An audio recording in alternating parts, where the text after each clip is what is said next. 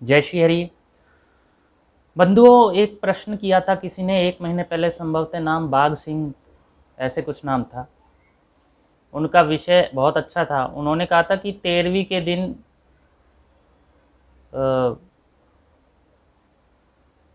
13वीं से पहले मृत्यु चल रही है, उसी दौरान किसी की मृत्यु हो जाती है, तो फिर सूतक आदि कैसे, कितने दिन का होगा, शास्त्र अनुकूल बताएं। कि सरलता से समझा देता हूँ। किसी की भी मृत्यु हो जाती है, 10, 12, 15, 1 महीने का सूतक होता है।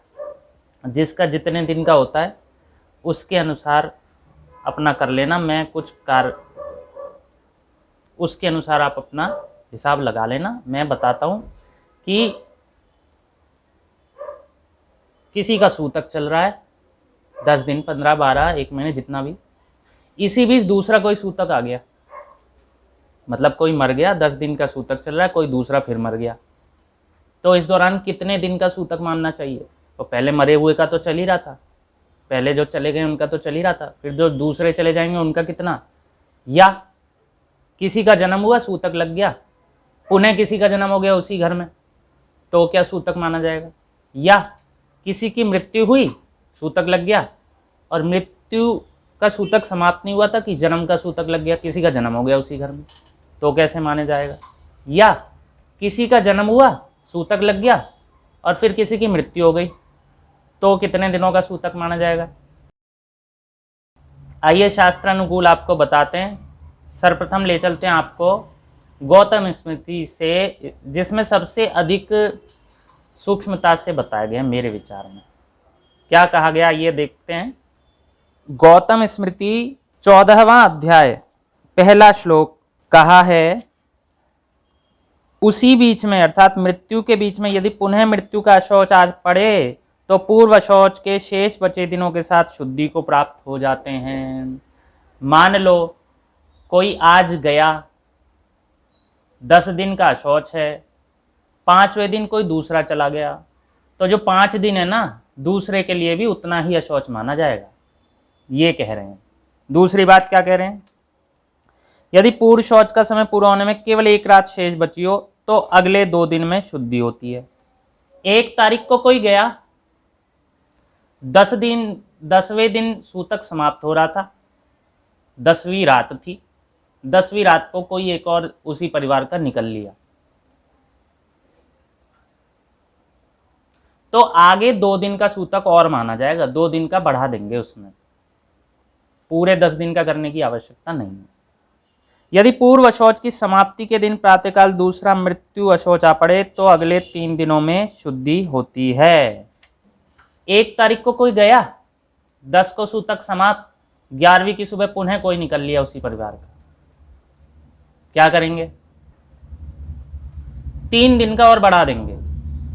10वां दिन आपका हो गया था, 11, 12, 13, 14वीं से फिर आप जो भी कार्य करना वो करेंगे।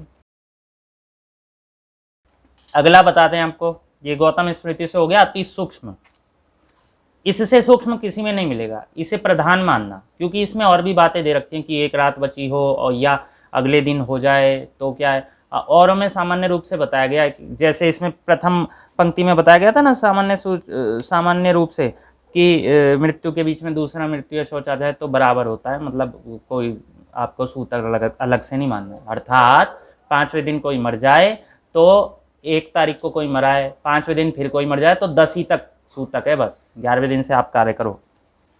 अब यहाँ कहा है दक्ष स्मृति अध्याय 6, 12वां श्लोक, काय सूतक के बीच में, सूतक के शौच में यदि मृतक का शौच भी हो जाए अथवा मृतक के शौच में सूतक का शौच हो जाए तो इन मिले हुए शौचों में मृतक के शौच की समाप्ति के साथ शुद्धि होती है। बढ़िया बात कही है।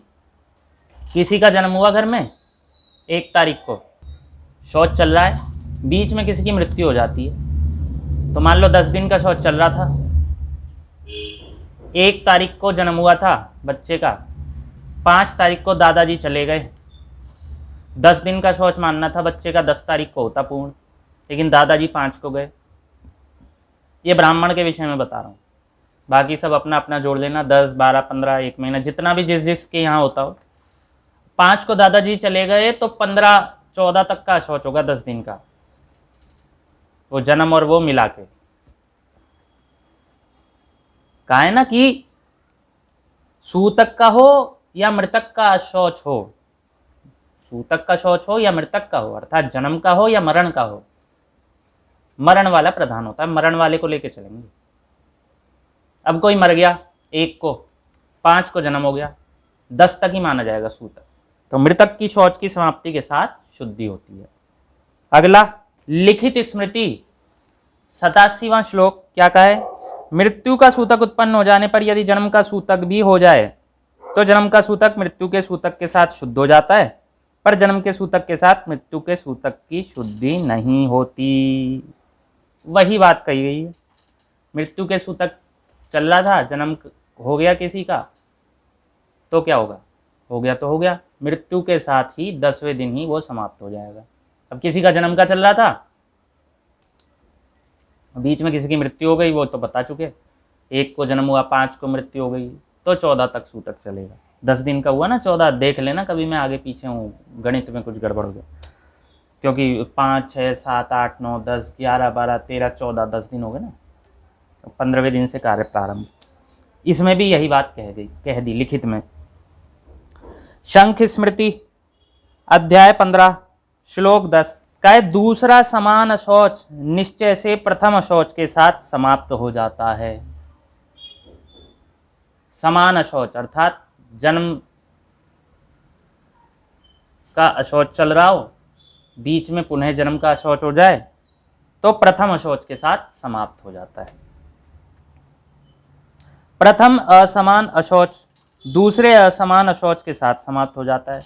पहला असमान अशौच चल रहा हो, दोनों समान ना हो, एक जन्म का हो एक मृत्यु का हो, तो प्रथम असमान शौच चल रहा है, प्रथम चल रहा है, पहली तारीख से चल रहा है, 10 तक चलेगा, और दूसरे असमान शौच के साथ समाप्त होता है।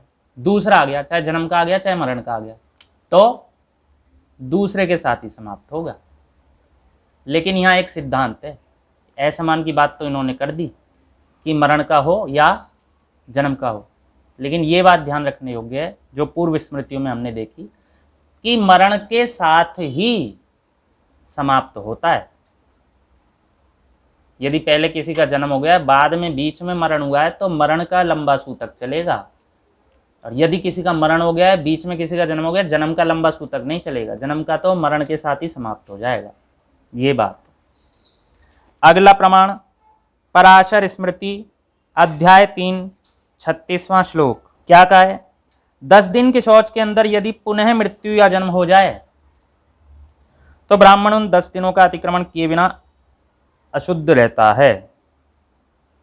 तो वही 10 दिन का शौच है, पुनः यदि मृत्यु या जन्म हो जाए तो 10 दिन तो मानना ही पड़ेगा। ये तो सामान्य बात है। तो ये हमने बताया आपको 5 स्मृतियों से, गौतम स्मृति, दक्ष स्मृति, लिखित स्मृति, शंख स्मृति और पराशर स्मृति। ये था बंधुओं शास्त्रानुसार कि जन्म के सूतक और मरण के सूतक के विषय में। तदनुसार पालन कीजिए, सरलता से समझ आ गया है। धन्यवाद। जय श्री हरि।